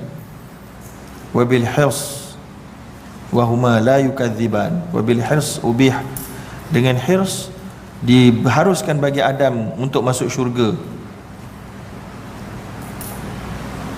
Fabihima ahlakan nas wahuma la yukadziban fa asabtu hajati min fa ukhriju minal jannah. Okey, disebut kat sini kerana kehendak yang melampau-lampau. Contohnya Nabi Adam, dia duduk dalam syurga, kan asal-asal duduk dalam syurga, kemudian dia ditipu oleh iblis. Kau nak tak aku berikan kau satu makanan yang kalau kau makan, kau akan tetap duduk dalam syurga, tak keluar-keluar, kan? So dia hirs, itu namanya hirs. Dia ketamakan yang luar biasa, nakkan kebaikan, itu luar biasa ketamakannya. Maka kerana Adam nakkan sangat duduk dalam syurga selama-lamanya, itulah menyebabkan aku berjaya mengenakan dia, mengenakan inverted comma, maknanya menipu dia. Lalu hasilnya aku berjaya mengeluarkannya daripada syurga. So itu 2 benda yang merosakkan manusia. Satu hasad, Nampak orang lain ada kenikmatan, kita benci, kita nak jatuhkan dia. Yang kedua, kita nakkan satu benda melampau-lampau, kita akan rosak. Ingat So begini juga. Contohnya tuan-tuan nak tak orang kita ni baik, soleh semuanya? Nak kan? Kita tengok dekat dalam media masa, kita rasa kesal. Ada buang anak, ada berzina, ada buli. Kita kesal. Kemudian ada itu, ada ini, macam-macam. Dan kita nakkan orang baik, kita nakkan orang jauh daripada syirik, kita nakkan orang kembali kepada agama, kita marah. Maka kalau tak betul cara kita tu, syaitan akan masuk ke dalam diri kita. Dia masuk, dia akan bawakan kita rasa nak sangat tu sampai kita terpelencong daripada kebenaran. Kita ajak orang kepada kebaikan dengan begitu keras. Hasilnya, rupa-rupanya syaitan berjaya menipukan kita, menjauhkan orang daripada kebaikan. Faham? Sebab kita nak sangat orang jadi baik, kita maki hamun orang jahat. Jadi orang jahat ni terus memisahkan dirinya daripada kita dan Islam. Dia jadi murtad terus dengan sebab kita ada kalanya. Nampak tak? Jadi itulah hirs yang juga merupakan kelemahan manusia yang syaitan masuk dalamnya. Itulah dia iblis punya jawapan kepada Nabi Nuh AS. Dua tempat yang mudah dia nak masuk. So sebab tu, kalau ada orang sesat, kita ajak kepada kebaikan. Kalau dia tetap sesat, kita dah lakukan tugas kita dengan baik. Tak payah kita nak maki dia, tuan-tuan. Kita sebutkan ini salah, ini sekian, rocik rasionalnya, dalilnya ini sekian, habis. Kita cuba lagi dan lagi. Tak payah kita nak lepas tu memaki dia, menghamun dia, dan seumpamanya maki itu tidak membawa apa-apa kebaikan. Kan kita dah sebutkan dulu, Nabi SAW, laisa ta'anin walal la'an walal fahish walal badhi, dalam hadis kan. Nabi itu bukan orang yang banyak melaknat, bukan orang yang banyak menikam orang dengan kata-katanya, dan bukan orang yang bercakap kotor, dan bukan orang yang samalah al-fahish wal badhi, lebih kurang lah cakap kotor dan lucah. So jadi dalam membawa kebenaran. Tapi kadang-kadang hirs kita tu nakkan sangat orang berada di atas aliran yang betul, kita belasah orang habis-habisan. Jadi itu adalah satu tipu daya iblis, tuan-tuan. Orang akan makin jauh. Jadi itu yang kita kena faham. Kan macam apa-apa yang berlaku sekitar kita hari ni, macam-macam kan. Daripada Oktoberfestnya, I want to touch a dognya, daripada mas ada araknya kan, daripada GID, gender identity disorder kan. Jadi kita kena cari pendekatan yang mutawasit, pendekatan yang wasati, yang tidak menjauhkan. Dan begitu juga dari sudut Islam, ada kali kita melampau-lampau nak menaikkan Islam sampai kita merendahkan agama lain dan mengutuk Tuhan agama lain, maka orang lain pun mengutuk Tuhan kita. Kan Allah tak bagi dalam Quran. Baik, kemudian satu lagi kisah. Tadi iblis dengan Nabi Nuh, kali ini iblis dengan Nabi Musa pula. Iblis bertemu dengan Nabi Musa, dia pun berkata, "Ya Musa, Musa, engkau ni telah dipilih oleh Allah dengan risalahnya, dan dia telah bercakap dengan kamu dengan percakapan. Maka aku ni diciptakan oleh Allah dan aku buat dosa dan aku nak taubat." Oh, iblis kata dia nak taubat, tuan-tuan. Kalau kita buat dosa tak taubat, tak ada rasa, teruk daripada iblis lagi. Iblis dia kata, "Wa uridu an atub," aku nak taubat ni. "Fashfa'li," dan berikan syafaat pada aku, ila rabbi. Ni madad ya Musa, madad Musa ni. Tapi masa tu Nabi Musa hidup lagi, kan? So iblis minta bantuan daripada Nabi Musa untuk tolong, pergi minta pada Allah, "Tolonglah, minta Allah ampunkan aku." Oh, ini kalau berjaya ampun ni, tuan-tuan, oh mudah kita. Kalau zaman Nabi Musa ni berjaya ni, baik kita semua. Tengok apa jadi.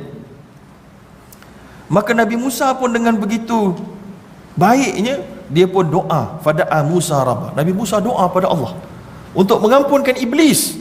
Kau main-main, tuan-tuan, kan? Dan kitab talbiyah iblis ni. Kemudian, "Ya Musa," dikatakan kepada Musa, "Qad qadaitu hajatak." Seolahnya Allah membalas dengan katanya, telah diperkenankan doa kamu wahai Musa, boleh diampunkan iblis ini dengan satu syarat. Ada syarat juga, tuan-tuan, tak boleh tak ada syarat. Falaqiya Musa iblis faqala lahu, maka Nabi Musa pun jumpa iblis lalu berkatalah, apa syarat dia? "Qad amarta qad umirta an tasjuda li qabri Adam. Kalau kamu nak diampunkan, kamu pergi ke kubur Nabi Adam, pergi sujud kat situ. Pergi sujud kat situ. Wa yutab alai, dan kamu bertaubatlah di situ. Dan kamu akan kira telah bertaubat. Maka tiba-tiba naik angin terus iblis. Naik angin terus dia. Fastakbara wa ghadab. Dia terus naik angin, marah, dan dia pun kata, lima asjud lahu hayyan lam asjud lahu hayyan asjud lahu maitan. Aku masa dia hidup aku tak sujud, dia mati, apa hal aku nak sujud bila dia dah mati? Lagilah aku takkan sujud.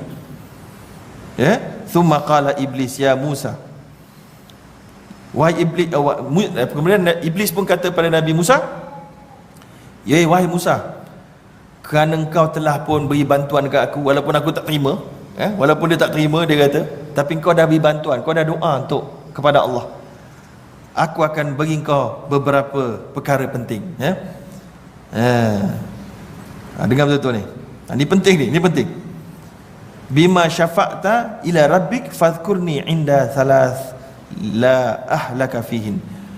3 tips. Syaitan pun bagi tips ni, bukan motivator kat TV je tuan. Iblis pun bagi tips ni. Tips dia ada 3, kata iblis. Tips ini, engkau hendaklah ingat aku ketika 3 perkara ini berlaku pada engkau. 3 perkara. Ingat tuan-tuan ingat ni.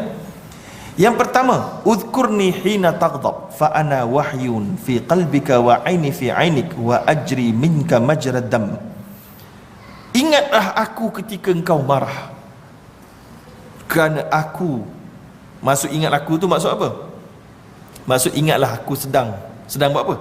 Kerana sedang kau marah itu, akulah yang berada dalam hatimu, dan berada di dalam, dan matamu itu adalah mataku, dan aku berjalan di dalam darahmu. Jadi 3 perkara. Yang pertama, ketika marah, tengah-tengah marah tu jangan duk layan. Maksudnya fikirlah, ni iblis lah kepala aku ni, iblis kat mata ni, iblis kat mulut, iblis kat darah. Bila kita fikir tu, kita akan terus reda balik dia. Patutnya macam itu. Itu maksud dia. Bukanlah berzikir iblis pula. Tak, maksudnya mas tengah marah tu ingat, ni iblis tengah menguasai kamu ni. Kamu nak jadi pengikut iblis ke? Macam itu maksud dia. Kemudian yang kedua, wadhkurni hina talqaz zahaf. Ini mungkin kita tak berapa relevan sangat pada zaman ni.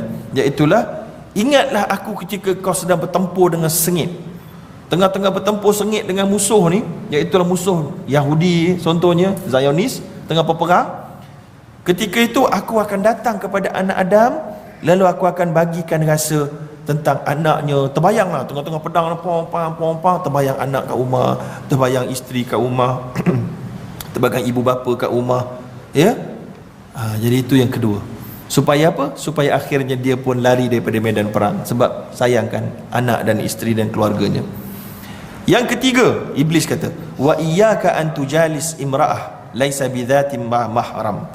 Jauhkanlah diri kamu daripada berdua-duaan dengan perempuan yang bukan mahram kamu, kerana aku adalah messenger kepada perempuan itu dan messenger kepada kamu. Aku hantar aku punya messenger untuk mencantikkan wanita itu depan kamu, dan wanita itu melihat kamu pun menggoda, dan masing-masing menggoda, lalu kamu akan jatuh dalam zina.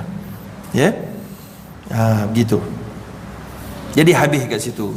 Saya rasa mungkin cukup sekadar tu untuk hari ini. InsyaAllah bulan hadapan kita akan bincangkan macam manakah cara untuk mengelakkan jelmaan dan jerangkap iblis ini. Dan so dia ada beberapa cara yang diberikan dalam kitab ini. InsyaAllah kita akan masuk bulan hadapan. So sebelum kita tamatkan, ada apa-apa soalan boleh disoalkan sekarang lah. Silakan, ada apa-apa soalan? Sila.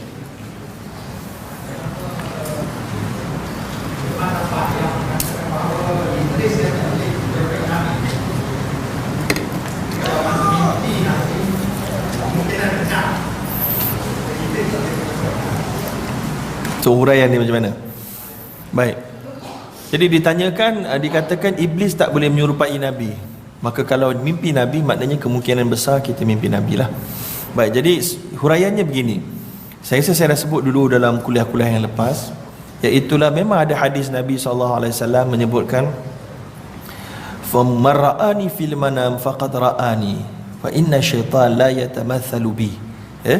dalam hadis-hadis yang banyak lah, yang sahih dan seumpamanya, iaitulah sesungguhnya sesiapa yang telah melihatku di dalam mimpi, faman ra'ani fil manam faqad ra'ani, dia telah betul-betul melihat aku, kerana syaitan tidak boleh menyerupai aku.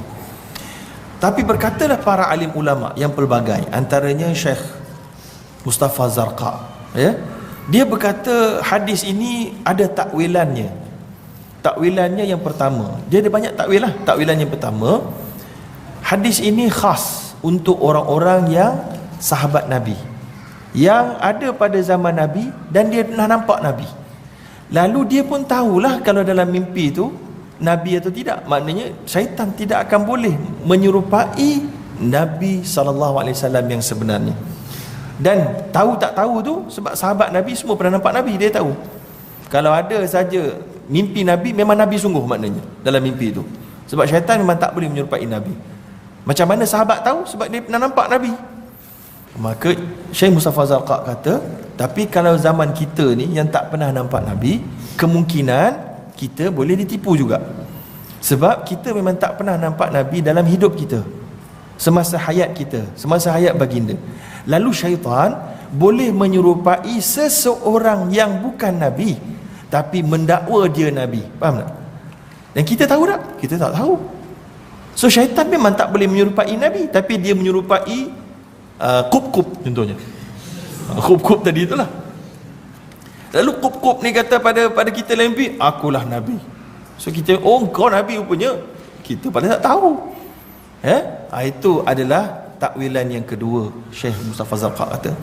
Yang ketiga, dia katakan kemungkinan juga ada kebenaran daripada hadis itu, bermaksud syaitan memang tak boleh jumpa, tak boleh mimpi, tak boleh menyerupai Nabi. Dan kita kalau mimpi Nabi memang sahih sungguh, tak ada keraguan langsung.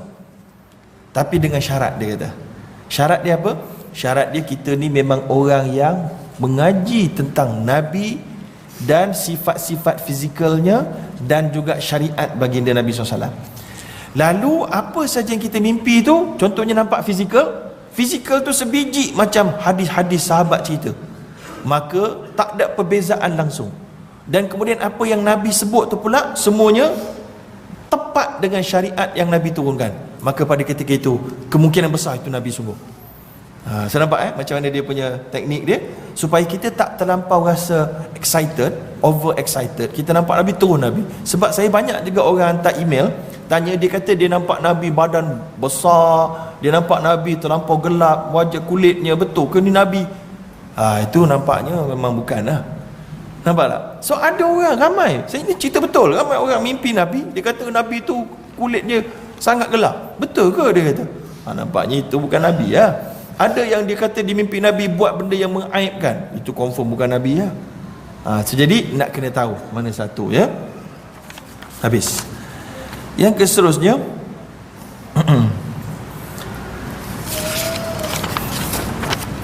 bolehkah kita membalas orang yang memfitnah kita dengan fitnah yang serupa atau selain? Betulkah Ustaz? Okey, itu yang pertama ni marah ni maknanya. Orang fitnah kita, aku balas orang fitnah juga. Maka jawabnya tak boleh. Nabi SAW sebut la darara wa la dirar. Tidak boleh memudaratkan dan membalas kemudaratan, kecuali yang diizinkan oleh Allah, iaitulah qisas. Qisas. Maka atas sebab itu disebut dalam satu hadis yang lain, la yamhus sayyi bis sayyi. Tidaklah kejahatan dipadam dengan kejahatan.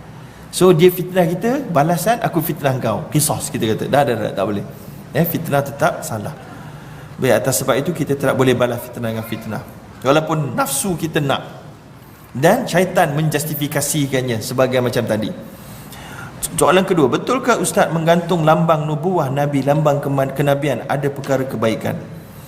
Wallahu alam.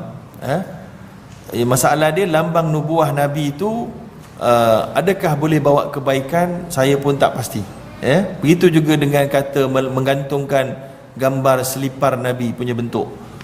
Adalah ada kupiah orang tertentu gambar selipar Nabi kat sini kan. Saya tak tahu tuan-tuan. Sebab saya merasakan kalau tarik dalam kitab pasti tuan-tuan jumpalah. Tapi ingat, tak semua kitab, tak semua buku adalah membawa benda-benda yang sahih. So kita kena double check. So benda ni kena double check lah. Saya tak berani nak mengatakannya confirm salah atau confirm betul, tapi nak kena semak. Tapi nampak gaya macam sekali pandang, kita memang kena berhati-hati dalam bab-bab yang luar biasa berseumpama ini. Sebab benda luar biasa macam ni, dia mesti mempunyai dalil-dalil yang khusus. Kalau tak ada dalil yang khusus yang sahih, kita memang tak boleh terima, tuan-tuan ya. Yang ketiga, bagaimana cara mengelakkan fitnah? Cara mengelakkan fitnah adalah mengelakkan fitnah. Gitulah ya. Maksud dia apa dia sebenarnya? Saya pun tak pasti apa pertanyaan dia. Mengelakkan difitnah ke mengelakkan membuat fitnah? Ada dua. Kalau dalam kitab ini, pernah satu hari Safiyah binti Huyai nak jumpa Nabi satu malam, sedangkan bukan giliran dia. Lalu Safiyah pun pergi jumpa Nabi dekat masjid. Dalam keadaan balik tu, Nabi tolong temankan. Famarra rajulani minal ansar, tiba-tiba datang dua orang lelaki daripada Ansar. Lalu dia nampak Nabi dengan seorang perempuan. Nabi ni sangat popular, dia kenal, perempuan tu tak kenal. Dalam gelap, maka dia pun mempercepatkan fa'asri'a, mempercepatkan perjalanan dua orang lelaki Ansar itu. Maka Nabi nampak dua lelaki itu mempercepatkan perjalanan. Nabi bimbang ada benda yang tak elok akan berlaku. Maka Nabi pun panggil dua lelaki itu, ala rislikuma, berhenti sekejap. Nabi pun pergi dekat-dekat. Nabi pun kata, innaha Safiyah, ini Safiyah binti Huyai.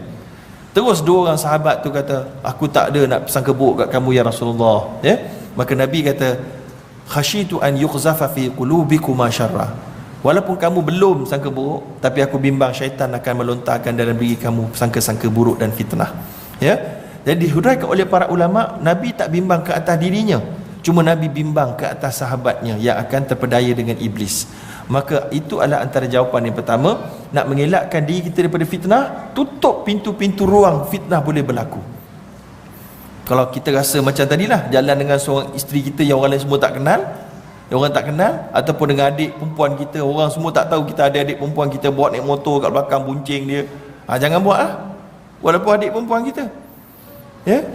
Saya pun kadang-kadang berhati-hati. Contohnya saya dekat bilik lecturer kat UIA kan, kadang-kadang saya bawa isteri saya seorang kan, datang masuk bilik, kalau orang tak kenal, student mana jumpa ustaz ni duduk bilik tutup pintu, padahal isteri saya kan.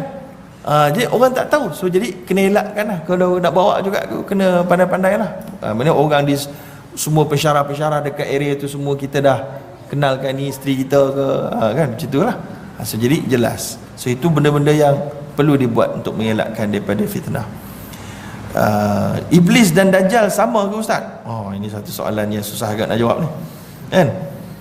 Iblis tu iblis lah, Dajjal ni Dajjal lah. Dajjal ni disebutkan dalam hadis Nabi ada 30 ekor. Antaranya yang mengaku jadi Nabi selepas kematian Nabi itu adalah semuanya Dajjal. So banyaklah Dajjal-Dajjal yang kecil-kecilan ni.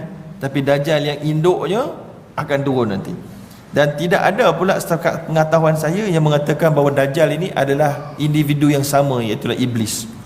Maka bila mana tak ada, maka jelas Dajjal itu adalah keturunan daripada iblis sahaja, maka dia itu adalah bukan iblis. Baik, seterusnya dalam kitab Talbis Iblis tidak diceritakan berkenaan talbis iblis tentang ceramah politik. Bolehkah doktor huraikan tentang bagaimana bisikan iblis kepada penceramah dan pendengar? Apakah selepas habis ceramah politik kita merasakan benci terhadap pemerintah yang mencuri harta rakyat dan benci mendengar nama parti dia merupakan satu tipu daya iblis? Yang ini tak ada dalam kitab ni. Sebab zaman tu tak ada parti politik ya, yang macam kita ni. Tapi apa saya nak beritahu, bahawa kalau kita rasa benci kepada sesuatu kesalahan pemerintah yang mana ia adalah satu ketidakadilan, maka itu adalah bukan talbis iblis ya. Khususnya dalam demokrasi ni, memang dia punya cara mainan dia adalah kita kena tak sokong mana-mana pemerintah yang tidak adil, yang culas, yang gagal maka itu adalah dia punya permainan dia. Itu adalah dia punya game dia. Game dia adalah kita kena tengok kompetensi. Maknanya bila kita telah buktikan tak ada kompetensi contohnya, maka itu adalah masih according to the law. According to the law. Tapi sekarang ni, adakah dia talbis iblis? Talbis iblis boleh jadi banyak dalam tu dah tuan-tuan. Boleh jadi kita berlebih-lebihan contohnya. Contohnya kita kritik pemerintah tu berlebih-lebihan. seolahnya kita bawakan satu kesalahan dia itu, kesalahan individu dia pun kita ungkit juga.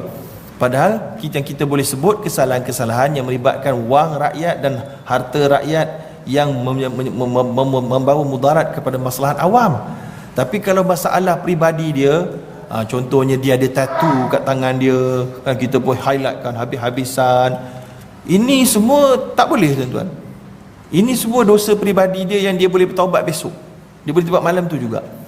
Malah kalau dia ada kes zina sekalipun, kita tak boleh nak ceramah politik kita sebut kes dia, sebab dia boleh bertaubat malam tu, selesai. Kamu yang tak selesai lagi nanti. Tapi kalau kes dia melibatkan maslahat rakyat tadi ni, maka yang itu barulah boleh disebutkan. So kena ada limit.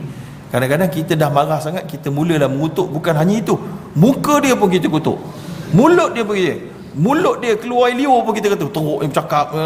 Padahal itu semua ciptaan Allah. Apa yang kamu nak kutuk? Dia talbis iblis kat situ, talbis iblis berlebih-lebihan sangat. Kepala dia macam ni pun kita kutuk. Dah marah sangat, tu syaitan pun masuk. Itu boleh jadi.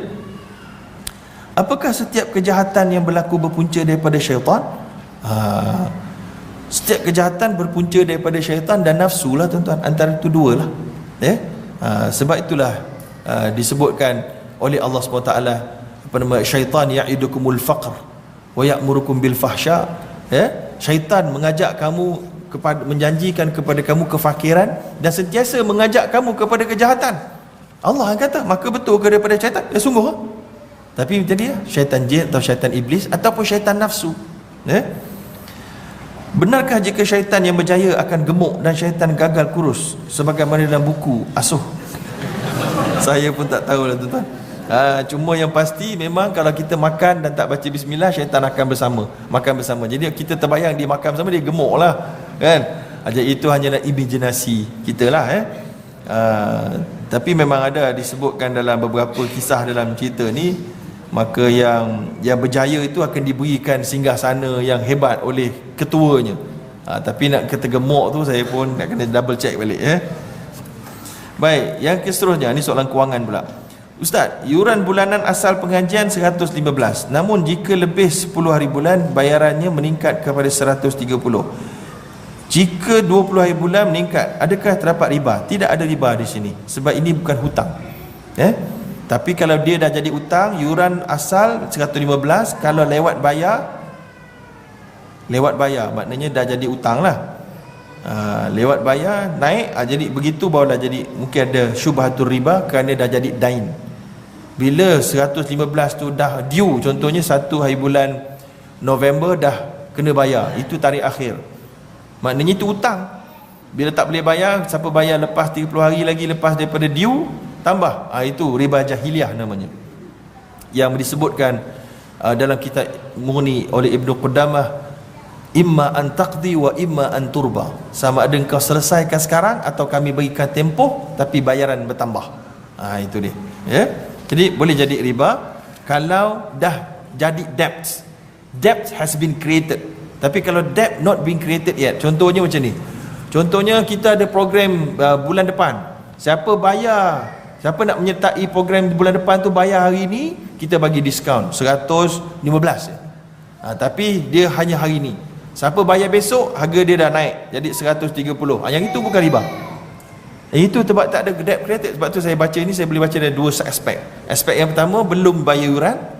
Siapa bayar early bird dapat murah, late bird lambat dapat harga mahal. Yang itu bukan riba. Tapi kalau macam yuran pengajian kat sekolah, bayar lambat naik harga, itu riba. Adakah tabarruk, ambil berkat contohnya dengan perkara-perkara atau barang-barang berkaitan Nabi atau orang saleh adalah bid'ah? Tabarruk dengan perkara yang berkait dengan Nabi ada nasnya, dan agak banyak, maka kita tak boleh nak katakan bid'ah, tetapi ada limit dan hadnya. Cuma dalam kita mengamalkan agama ini, syaitan akan ada jerangkap samanya juga. Contohnya Nabi pernah sebut ada sahabat-sahabat yang memuliakan Nabi tapi terlampau-lampau sangat. Nabi bimbang.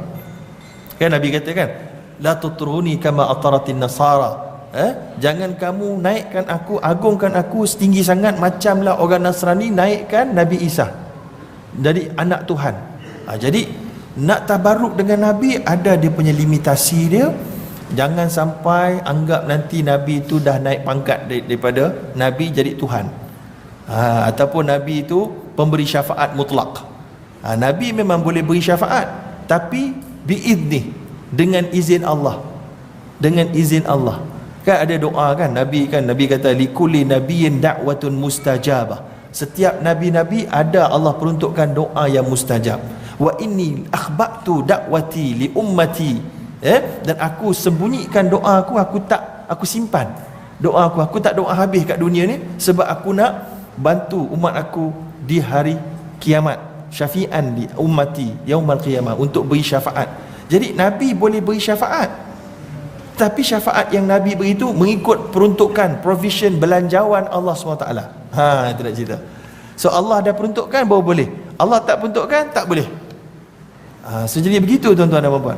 So jadi kalaulah sekarang ini kita minta bantuan Nabi sekarang ini, kita minta sekarang ini, belum hari kiamat lagi, sekarang ini kita minta, ya Rasulullah, ya Rasulullah, itu ada khilaf. Sebab ada tak peruntukan yang Allah beri kepada Nabi untuk beri syafaat pada belum kiamat? Itu nak kena cek. Saya mungkin panjanglah sikit dan agak sensitif isu tu, tapi maknanya itu asasnya kita kena tengok begitu. Memang Nabi boleh beri syafaat kepada umatnya di padang mahsyar, bukan di hari kiamat, tapi di dunia waktu hidup Nabi boleh bagi syafaat. Tapi selepas wafatnya Nabi fizikalnya, memang betul orang kata apa nama tu dalam Al-Quran kan, apa nama, jangan kamu sangka bahawa pejuang-pejuang itu mati, tetapi mereka ahya bal antum la tash'urun, tapi kamu tak sedar. Memanglah ahya, tapi ahya dia bukan fizikalnya. Kena ada perbincangan di situ. Kemudian, kenapakah Allah menetapkan waktu-waktu tertentu bagi solat fardu? Kenapa Allah letakkan apa-apa ni, itu bukan urusan kita. Allah tidak ditanya kepada apa yang dibuat, kita yang akan ditanya kenapa kita tak buat solat ikut waktu dia. Itu patutnya. Apa nama Allah SWT, kanas alal mu'minina kitaban mawquta. Apa nama tu, Allah SWT jadikan waktu-waktu solat dalam waktu-waktunya. Maka kenapa? Itu urusan Allah SWT yang tak perlu kita persoalkan, kerana kita tidak ada rights untuk menyoalkan hak ketuhanan Allah itu. Adakah disiplin dan amalan ruhiyah berkaitan? Ini soalan tak habis, tergantung. Apakah hukum main forex? Main forex hukumnya adalah haram kerana ia adalah judi. ASB halal atau tidak? ASB adalah syubhat. Sekian, terima kasih. Boleh atau tidak kita guna penyertaan dalam sesuatu pertandingan untuk membeli hadiah? ASB ni syubhat sebab apa? Sebab selakat ini Majlis Fatwa Kebangsaan masih lagi gagal meyakinkan Suruhanjaya Security untuk meluluskannya. Faham tak? Ni orang kata, tapi ada khilaf Ustaz. Pemerintah punya fatwa adalah pemutus segala khilaf, betul kan? Ada kaedah kan? Memang betul, tapi masalah sekarang ni pemerintah dengan pemerintah khilaf. Iaitulah Suruhanjaya Security pemerintah, Majlis Fatwa pun pemerintah. So kita dan saya mengharapkan Majlis Fatwa boleh memanggil ataupun pergi, mana-mana satulah, ikutlah semua ahli majlis penasihat syariah Suruhanjaya Security, bentangkan hujah-hujah yang dia kata menjadi harus tu kepada Majlis Syariah Suruhanjaya Security, supaya diberikan exemption khas untuk ASB dan ASM. Kalau boleh buat tu, fabiha wa ni'mah. Tapi kenapa tak boleh buat, saya pun tak tahu. Kan? Sebab kata Majlis Fatwa punya ulama hebat, fatwanya cekap, ijtihadnya mantap. Silakan bawakan kepada Majlis Fatwa, Majlis Penasihat Syariah Suruhanjaya Security. Memang betul Majlis Penasihat Syariah Suruhanjaya Security dia ada dia punya benchmark, tak lepas benchmark tak lulus. Tapi bagilah exemption kepada ASB kalau betul-betul kuat. Dan kemudian lepas tu pergi dekat Majlis Fatwa Selangor, bawakan hujah-hujah kenapa Selangor kena mengubah fatwa daripada haram kepada harus. Kemudian pergi pula kat Pulau Pinang, pergi bawakan hujah-hujah bahawa kenapa dia itu mesti diharuskan dan mesti batalkan haram itu kepada harus. Kalau boleh buat gitu kan senang. Ni tak boleh buat, macam mana nak buat? Kan? Selagi mana tak boleh buat, maka syubhat lah tuan-tuan. Baik, soalan seterusnya. Kebanyakan bank mengamalkan riba. Adakah kita terlibat dengan sistem riba? Jika kita adalah pengguna berdosa, tak terlibat dengan riba kalau kita terlibat dengan Islamic Bank. Cukup itu saja. Jadi sebab semuanya telah ditanggung oleh Majlis Penasihat Syariah Islamic Bank dan juga Majlis Syariah Bank Negara Malaysia. Jadi saya rasa sekadar itu saja kuliah kita pada hari ini. Semoga ada manfaat. Wallahu a'lam. Aqulu qawli hadza wa astaghfirullahal azim. Wassalamualaikum warahmatullahi wabarakatuh. Kita tangguh dengan tasbih kafarah.